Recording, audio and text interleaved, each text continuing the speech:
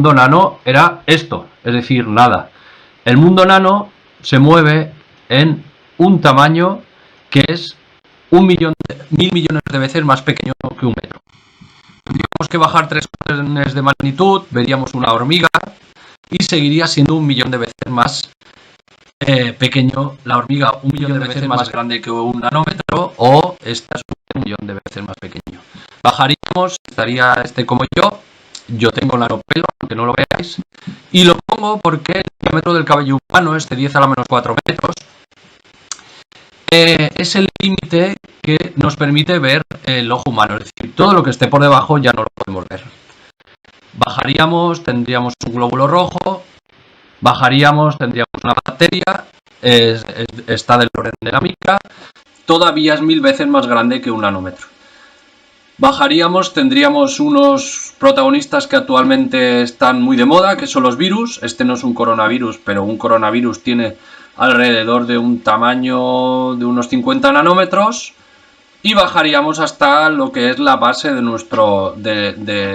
nosotros, la base de la vida, el ADN. El ADN tiene un diámetro entre ambas puntas de 2,5 nanómetros.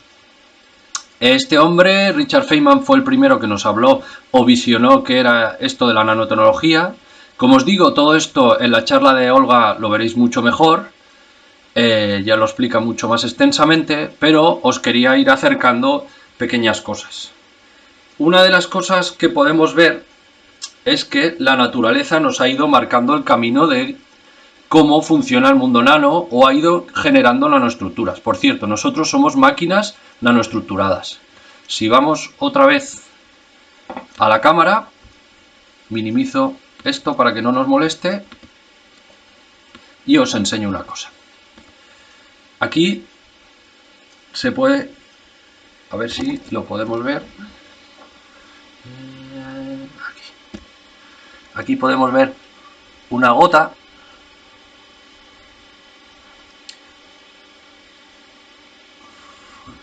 Y si giro, esta gota cae sin apenas mojar. Esto lo que os quería intentar enseñar es que podemos generar estructuras, como puede ser una camiseta o otro tipo de estructuras que no se mojen, que sean super hidrofóbicas. Y esto es un ejemplo de que estructuras macro como estas se pueden convertir o pueden tener propiedades nano. Siguiendo con la explicación que os estaba realizando, el mundo nano, que como os digo, la naturaleza ya nos ha marcado el camino, se suele, para fabricar estas cosas tan pequeñas que se mueven entre 1 y 100 nanómetros, utilizamos dos estrategias. O coger una cosa grande y hacerla pequeña entre 1 y 100 nanómetros, o al revés, átomo a átomo, como si fueran piezas de Lego, generar o crear estas nanoestructuras. Una de las bases para explicar todo lo que ocurre en el mundo nano es la cuántica. Y Miguel, un colega de México, Miguel García Guerrero o Pedro Serena, nos hablarán un poquito de esta relación entre la nano y la cuántica en futuras ediciones, en futuras charlas de Bermuda de Nanociencia. Por ejemplo, la cuántica nos contestaría que el color del oro que nosotros creemos que es amarillo, en el mundo nano, y debido a un proceso cuántico que se llama plasmón de resonancia, no es así. Lo podemos encontrar de diversos colores, y esto es debido a que existe una resonancia en superficie dependiendo del tamaño del oro nano, entre 1 y 100 nanómetros. Aquí abajo podéis ver 3 tipos de baile, y esto es para ilustrar que en función del tamaño y la forma del oro, la resonancia es diferente y genera un color diferente. Esto es bastante importante porque, por ejemplo, Laura Lechuga, que trabaja en el Instituto Catalán de Nanotecnología, trabaja con sensores basados en nanopartículas de oro que se están investigando. Les acaban de dar un proyecto europeo para investigar, para detectar de manera barata y sencilla y rápida el coronavirus. También se están utilizando para detectar otro tipo de fluidos y enfermedades. El mundo nano lo encontramos en muchos procesos, tanto industriales como no industriales. El diésel es uno de ellos. El diésel genera nanopartículas de óxido de azufre con tamaños alrededor de 10-30 nanómetros, que se ha comprobado que son cancerígenos. Y a su vez, cuanto más pequeño es una cosa, más poder de penetración tiene. El mundo nano, a medida que baja su tamaño, una de las cosas que ocurren es que su superficie específica aumenta. De esto ya os enseñaremos un vídeo para que lo veáis de forma más clara, y a su vez aumenta mucho su reactividad. En la imagen vemos azúcar granulada. Lo podríamos hacer este experimento en casa. Cogemos dos pastillas efervescentes, las dos tienen el mismo volumen, una la chafamos, la trituramos lo máximo que podamos y la otra no, y las ponemos en un vaso. Veremos que la triturada reacciona mucho más rápidamente porque tiene más superficie expuesta para poderlo hacer. ¿Esto qué genera? Pues que las propiedades del mundo macro cambien en el mundo nano. Aquí vemos el ejemplo de cobre, platino, aluminio, oro, silicio, y cómo en función de si están en la macro o la nanoescala esto pasa. Y esto tiene implicaciones en diferentes aplicaciones industriales, de las cuales os hablaremos.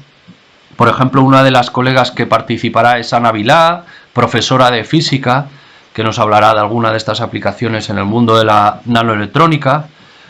Y el ejemplo aquí que tenemos, en la parte de arriba, vemos que en 1958 el ordenador más importante que existía, el Will Wine II de la Armada Americana, ocupaba varias habitaciones y tenía 13.000 transistores consumiendo 1 millón de vatios. En el 2016 no, en el 2020 ya tenemos el iPhone 11 que se acerca a los 10.000 millones de transistores. Como veis, es un cambio sustancial. A su vez, en el mundo nano tenemos diferentes materiales, nanomateriales. Uno de ellos, uno de los más famosos, es el grafeno, que os hablaremos en otra de las charlas de Bermuda en Nanociencia. Aquí ilustramos un lápiz. El lápiz, su punta es de grafito, y el grafito está compuesto por varias capas de grafeno. Si hacemos un símil, el grafito sería un paquete de folios. Cogemos, por ejemplo, con un celo, quitamos todos los folios, y si nos quedamos con un único folio tendríamos el grafeno. En verdad, la estructura del grafeno es una estructura hexagonal bidimensional, como si fuera un panel de abejas. El grafeno es el material más resistente que existe. Si pudiéramos hacer el experimento de poner un elefante encima de un lápiz y esto se aguantara con una sábana de grafeno, este aguantaría el peso, esa presión que nota en ese punto de contacto con la sábana. Este experimento todavía no se ha comprobado. También se ha visto que es uno de los mejores conductores que existe. Genera una cosa denominada conos de Dirac, con una resistencia prácticamente cero. Los electrones no viajan en su plano, en donde tiene la molécula, la molécula de las uniones carbono-carbono, sino que viaja por encima y por debajo, sin apenas resistencia, y se está viendo que esto en el futuro podrá tener aplicaciones en electrónica, con dispositivos flexibles o táctiles. Aplicaciones, hemos hablado de la nanoelectrónica, que ya lo veremos con alguno de nuestros colaboradores, y justo esta semana Miguel Ángel Méndez Rojas, que en Twitter lo podéis encontrar como @nanoprofe, nos ha hablado de nanomedicina. Nanomedicina es uno de los campos en donde la nanotecnología va a impactar más a corto y medio plazo en 3 ramas principalmente. En lo que es la parte de diagnosis, como habéis visto del oro, en lo que es la parte de tratamiento. Entre medio se está implementando una nueva parte que se llama teradagnosis, que junta ambas cosas, y por último en la parte de regeneración. Si veis la charla que dividimos en 2 de Miguel Ángel, veréis todo esto muy bien explicado. Respecto a esto, vuelvo un momento porque os quiero enseñar una cosa, minimizo esto, y uno de los nanomateriales que se están utilizando son los ferrofluidos, que son nanopartículas de óxido de hierro, son como nanoimanes y nos permiten hacer cosas tan chulas como esta, jugar un poquito. Estas nanopartículas estos nanoimanes se pueden recubrir en su superficie con material biológico, lo que se llama funcionalizar, y hacer o mandarle la orden para que detecten una parte del cuerpo determinada. Por ejemplo, le ponemos un anticuerpo que identifique únicamente un antígeno determinado. El anticuerpo vendría a ser una llave, el antígeno un candado. Esta llave solo abre un candado. Esta llave, este nanoimán solo va a una célula. Si esta célula es una célula tumoral, entrará allí y allí podremos hacer un proceso. Ahora volvamos para atrás. Tenemos un tumor cerebral, son tumores que son muy difíciles de tratar, no podemos extraerlos porque podríamos afectar irreversiblemente el cerebro. ¿Qué hacemos? Cogemos, funcionalizamos este nanoimán, hacemos que vaya a la célula tumoral situada en el cerebro sin afectar al resto, solo allí, y desde fuera, gracias a un efecto que se llama superparamagnetismo, aplicamos un campo magnético externo, estas nanopartículas comienzan a vibrar, generan calor y por un proceso que se llama hipertermia matan o destrozan o aniquilan estas células tumorales sin afectar al resto de células y de una forma no invasiva y muy efectiva. Esto se está empezando a estudiar para tumores tipo glioblastoma y es una cosa muy interesante. ¿Qué otras aplicaciones tenemos? Pues os las intentaremos enseñar en el resto de charlas, pero en cualquier sector industrial que podáis pensar, allí podremos identificar a la nanotecnología. En el sector de la construcción, en el sector de automóvil, en el sector de alimentación o, por ejemplo, en energía, tendremos a Pedro Gómez del Instituto Catalán de Nanotecnología. Él es un experto en energía, nos hará una charla, o el pasado viernes tuvimos una charla divulgativa muy clara y que os recomiendo, de Dani Rueda, también de su grupo, de Neoenergy. Trabaja con Pedro Gómez, que nos habló de dispositivos de almacenamiento con un recorrido histórico desde qué significan los primeros dispositivos, baterías base litio, etcétera, etcétera, y os recomiendo que la veáis.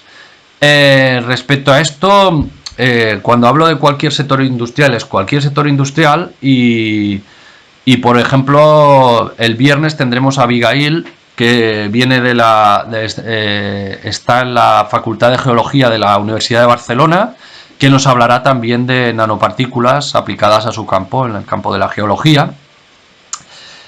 Otras charlas que tenemos pendientes, os recomiendo que vayáis al canal para poderlas ver. Por ejemplo, tendremos de la Universidad de Oxford, del Departamento de Geología, Sonia Trigueros. También nos hablará de una parte de la nanomedicina, que es la liberación controlada de fármacos, lo que se denomina drug delivery. Esto hace que, por ejemplo, un fármaco tumoral lo podamos encapsular y un momento que cierro esto para que no nos moleste.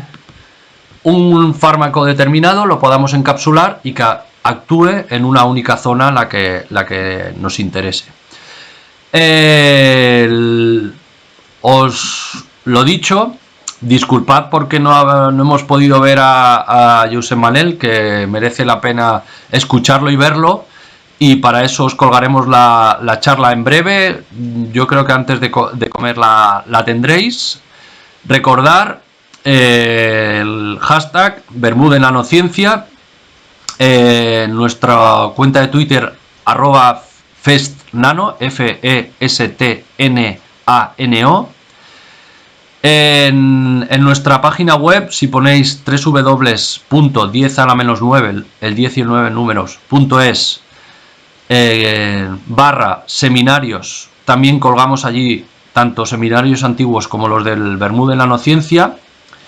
Yo iré colgando también algún vídeo para explicaros pequeñas cosas de este mundo maravilloso de las nanotecnologías, un mundo que ya nos está impactando en el presente con cerca de 10.000 productos en el mercado y que nos impactará más en el futuro. Los campos de energía será clave para toda esta lucha contra la crisis climática. En el campo de la nanomedicina ya veis, ¿no?, la que puede liar un pequeño bicho como el que estamos padeciendo. Será clave la nanotecnología. ¿Por qué? Porque estos virus, estas proteínas, este ADN, estos sistemas básicos de la biología que tan importantes son, se mueven en unas dimensiones que son similares a las de las nanopartículas. Por lo tanto, están jugando en las mismas dimensiones, en el mismo campo, y esto hace que la nanotecnología tenga un impacto muy potente en el campo de la nanomedicina. Lo dicho, muchas gracias. I molècules. Això ara mateix ja ho podem fer i es diu nanotecnologia. Per parlar de nanotecnologia hem de parlar de mides. Per exemple, una nena aproximadament fa 1 metre. Si baixem 10.000 vegades, tenim el diàmetre d'un cabell humà, que seria el límit que podem veure amb el nostre ull. Per veure més a baix necessitem de microscopies més complexes. Si baixem 1 milió de vegades respecte a la nena, tenim un bacteri. Però és que encara al món de la nanotecnologia hem de baixar més, fins al nanòmetre, que és 1.000 vegades més petit que un bacteri i 1.000 milions de vegades més petit que la nena. Això més o menys és el diàmetre del nostre ADN, que és 2,5 nanòmetres. Aquest és el món de la nanotecnologia, el món d'àtoms i molècules. Per què és tan especial treballar en aquestes mides tan petites? Perquè tenim propietats inesperades. Propietats com, per exemple, el color. De quin color és l'or? Molts contestareu que és dorat, aquest groguent. Doncs en el món nano resulta que les coses no són com semblen. Tenim una gamma de colors molt alta i això té aplicacions sobretot en medicina. Per exemple, en el test d'embaràs, si l'or nano es funcionalitza, pot donar-nos si una persona està embarassada o no. Els imants que tots coneixem són sòlids, doncs en el món nano resulta que són líquids. Tenen formes tan curioses com aquesta que, com podeu veure, arriba fins i tot a revelar-nos les línies de camp. Això té també moltes aplicacions, per exemple, en tractaments d'hipertèrmia contra el càncer, evitant sobretot el tema d'efectes secundaris i fent que les accions sobre el càncer siguin molt més efectives. Però no només això, també podem manipular les superfícies i trobar-nos amb samarretes que no es mullen. En el món nano això es diu superhidrofòbiques. Així tenim coses com aquestes, que tenim formada la gota com si fos de mercuri, i quan bufem, aquesta gota desapareix de la superfície. També ho podem aplicar en coses tan comuns com un tàper. Si posem plata nano, tant en un tàper com en un mitjó, aquesta té efecte biocida, fent que els bacteris no creixin o que els mitjons no olorin.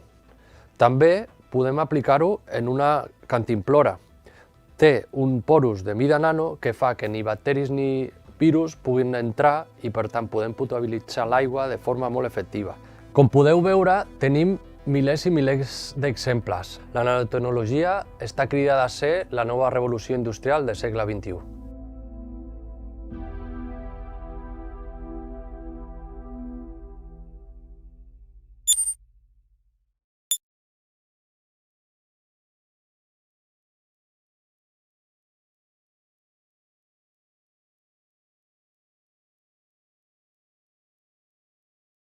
Para hablar de la superficie específica, tengo delante mío 8 dados.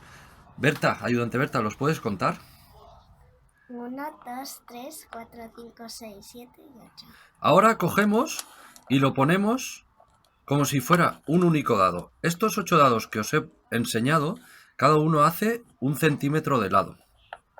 ¿Vale? Colocamos los 8 dados y formamos un nuevo dado. ¿Correcto, Berta? Sí. Este dado ahora hace unas dimensiones de 2 por 2 y Ahora vamos a calcularle su superficie. Este dado de 2×2 tiene 2 por 2, 4. Por 6 caras, 24. 24 centímetros cuadrados. Y su volumen es de 2 por 2 por 2. Es decir, 2 por 2, 4 por 2, 8. 8 centímetros cúbicos.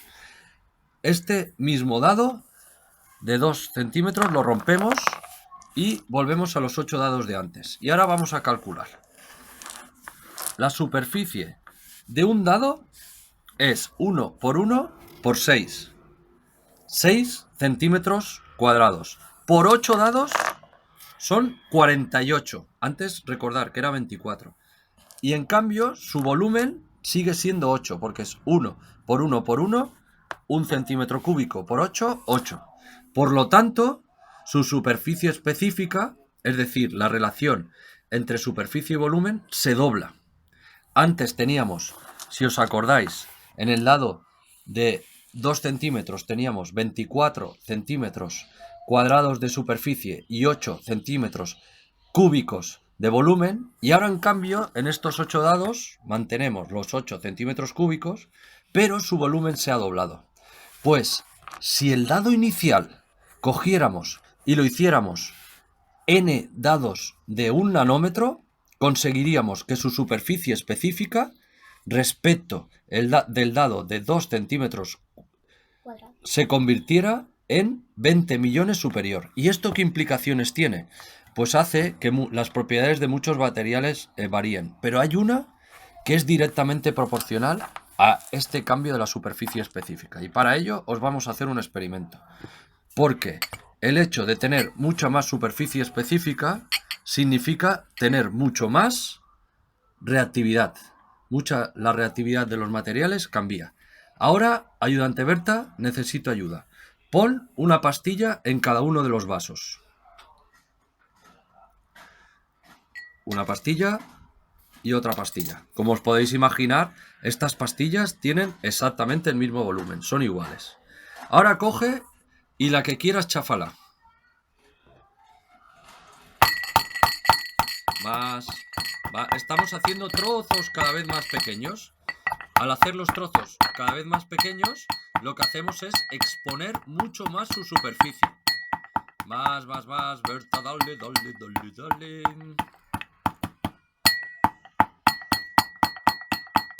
¿Vale? Bueno, lo dejamos así.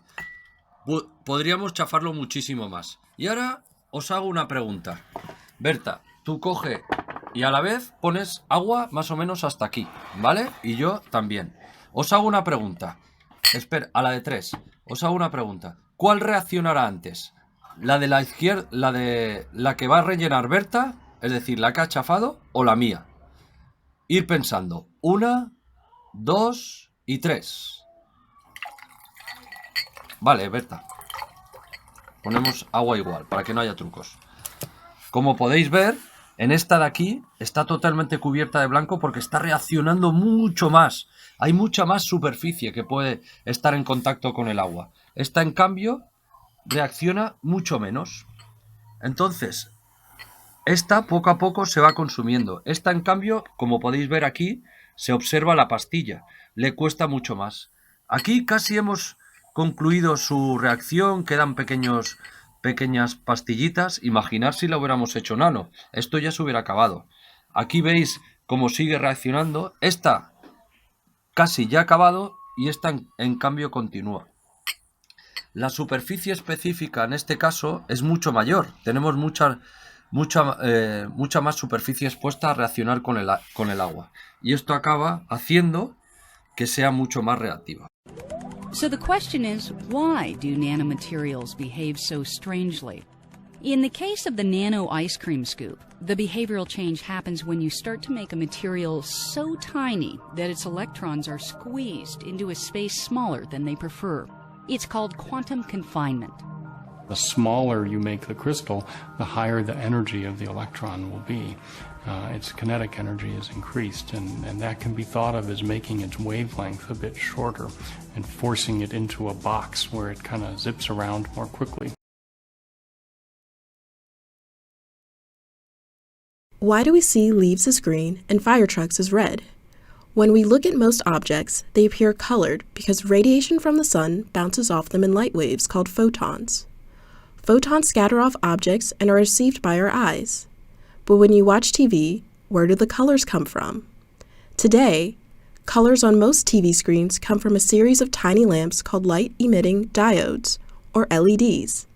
These LEDs emit three basic colors: red, green, and blue. In order to make other colors, the LEDs combine these three colors in various proportions. Since LEDs emit three colors with broad color profiles, they can struggle to represent colors with high precision. Quantum dots, on the other hand, are a new technology capable of emitting colors much more accurately. Scientists hope to fine-tune the distribution of colors so that the blue becomes bluer, the green becomes greener, and the red becomes redder. Quantum dots are microscopic. The size of a quantum dot relative to a human is like the size of a human relative to the sun. They are made from materials called semiconductors, which have special properties. Semiconductors have energy bands that electrons can move between. When a photon hits an electron, the electron absorbs the photon's energy and jumps to a higher energy band. To relax to a lower energy band, the electron can release a photon that matches the energy difference. This means the difference between the two energy levels determines the energy of the photon released, which is related to the color of the light. Scientists can alter the size of the quantum dot to fine-tune the energy difference between the two bands and change the color of the light emitted by the dot. Smaller dots actually have a larger energy difference between energy bands. To get all the way back down to the lower energy band, electrons must emit a photon with high energy, creating colors with short wavelengths like blue or violet. Larger dots have smaller energy differences between bands. These large dots give off lower energy light with longer wavelengths, creating hues of yellow or red. Scientists have been working hard to create quantum dots with high efficiency. For every photon these quantum dots absorb, several photons of the quantum dot's specific color come back out. Many newer TVs today use quantum dots because they produce more pure color in a more energy-efficient way than LEDs use in conventional TVs. However, quantum dots can be used in much more than just TV screens. With more precise colors, astronomers could collect more accurate data about the spectra of light coming from distant stars, giving more exact readings of the object's age and composition. In addition, quantum dots can be used to harvest sunlight and convert it into electricity. Scientists are also using quantum dots to develop better methods of medical imaging. Quantum dots can improve on the current technology of using dyes or other imaging agents to visualize cancer tumors by providing a better delineation between cancerous tissues and other tissues. Surgeons could operate with greater precision, helping preserve a patient's healthy tissue. However, more research needs to be done to determine if quantum dots are safe to use in humans. One advantage of using quantum dots is their small size, which allows them to be dispersed in liquids. Therefore, many liquid processing techniques, such as inkjet printing and spin coating, can be applied when using quantum dots. This allows quantum dots to be integrated into products quickly, easily, and at a low cost. Quantum dots are a new microscopic technology for emitting colored light. These tiny lights excite scientists because they are designed to emit highly specific colors in a very efficient way, paving the way for more vivid, lifelike displays.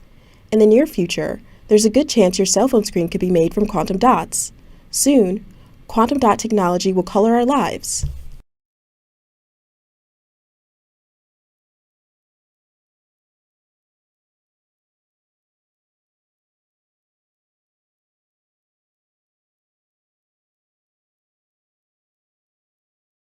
Después de enseñaros cómo la reactividad, es decir, la superficie específica, aumenta a medida que nosotros disminuimos el tamaño, os quería hablar de otra de las características del mundo nano.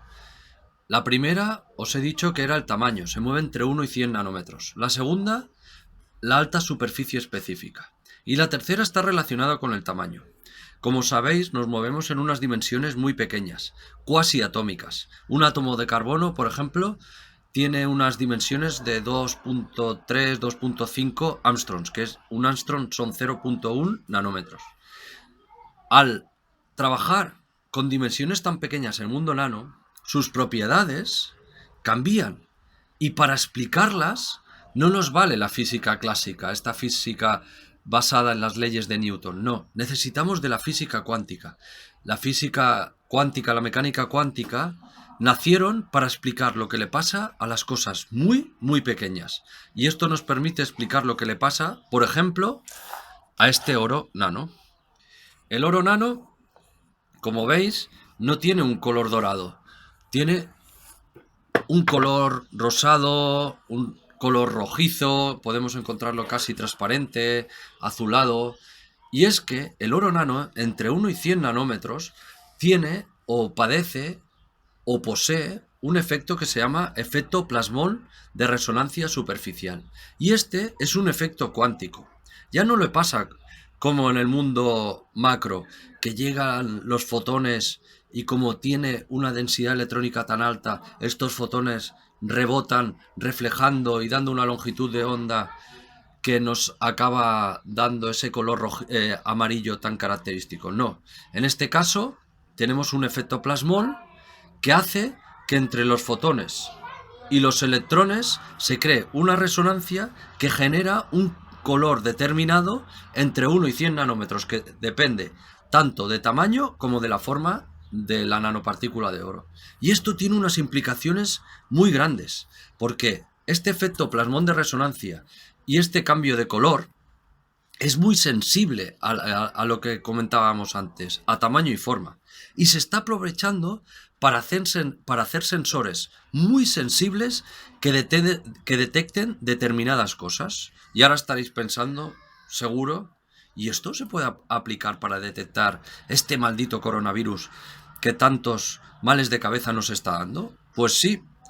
Colegas del Instituto Catalán de Nanotecnología, liderados por Laura Lechuga, han hecho un sensor están estudiando un sensor basado en nanopartículas de oro para detectar coronavirus de una forma muy rápida, en apenas 30 minutos y con un coste muy bajo. Esto es un proyecto europeo que acaban de dar y que se espera, según decía Laura, que en apenas 9 meses tengamos resultados. Ojalá venga y la próxima vez que vuelva el coronavirus lo podamos detectar de una manera muy sencilla. Otro ejemplo mucho más cercano es un proyecto europeo recientemente obtenido por parte del grupo de la doctora investigadora y divulgadora Laura Lechuga, que trabaja en el Instituto Catalán de Nanociencia y Nanotecnología. Es una gran experta en la tecnología que a continuación diré. Buscan ellos un nuevo dispositivo basado en nanotecnología. Son biosensores ópticos que permiten o permitirán detectar el coronavirus en únicamente 30 minutos, pero con una salvedad, que podrá ser directamente muestra de paciente. No necesitarán el traslado a un laboratorio con los problemas que eso conlleva, y esto será un cambio sustancial. Se estima, o ellos estiman, que en unos 9 meses lo tendremos. Aparte, se podrá usar para el análisis de diferentes tipos de coronavirus, no solamente este, presente en animales reservorios, que este es un problema, saber dónde están para anticiparnos, de manera que se puedan monitorizar y vigilar una posible evolución de estos virus y prevenir futuros brotes. ¿Cómo trabajan? ¿Cuál es su tecnología base? Es una tecnología denominada Point of Care, es una especie de plataforma. Son dispositivos autónomos, minúsculos, miniaturizados y portátiles, por eso se pueden tomar en el paciente, que proporcionan resultados rápidos y precisos. Están basados en chips que permiten el análisis de proteínas, ácidos nucleicos y células en muestras complejas. La integración de nanomateriales, en este caso de las nanopartículas de oro, que ahora os explicaré cómo funciona, qué se aprovecha de estas nanopartículas, y complejos sistemas microfluídicos ayudan a que estos sistemas funcionen. ¿Y cómo funcionan estas nanopartículas de oro? Las nanopartículas de oro, como le pasan a otros nanomateriales, cuando las haces muy pequeñas, cuando están en medidas nano, tienen propiedades diferentes. Por ejemplo, el color del oro no es dorado en la escala nano. ¿Y esto por qué es? Presentan una propiedad denominada plasmón de resonancia de superficie, se dan en superficie, que puede describirse como la oscilación colectiva de los electrones. Aquí podéis ver en la imagen, estos electrones oscilan de forma periódica en resonancia, por eso se llama plasmón de resonancia, cuando los electrones conductores de los átomos de oro están activados gracias a una onda electromagnética, que aquí podéis ver en el gráfico se observa, y esta onda electromagnética incidente es la luz. Esta oscilación colectiva de los electrones, esta vibración, genera una polarización de las nanopartículas, induciendo la formación de momentos dipolares que nos llevan a la extinción de la onda electromagnética con la frecuencia apropiada, en una frecuencia determinada. Y esto es clave. Esta propiedad es la clave para que funcionen este tipo de dispositivos. Porque si conocemos la frecuencia en la cual esto va a disminuir o desaparecer o extinguirse, esta onda electromagnética que habíamos comentado, podemos medirla y cualquier cambio que genere un cambio en esta extinción podrá ser grabado. ¿Cómo se generan estos cambios? La idea es poder tomar una pequeña muestra, colocarla en el dispositivo y en poco tiempo saber si hay un virus. Esto se hace colocándola en el sensor de nanopartículas de oro, estas que tienen el plasmón de resonancia. Las proteínas que tenemos que han funcionalizado, han recubierto este oro, atraparán o no el coronavirus en función de si está o no. Y lo que harán es, una vez estén dentro o estén unidas a las nanopartículas de oro, cambiarán su plasmón, porque este plasmón depende de forma y de tamaño. Si están las proteínas, cambia el plasmón y el sistema de medición lo graba. Por lo tanto, tiene una precisión altísima al menor cambio, es decir, a nivel de proteínas.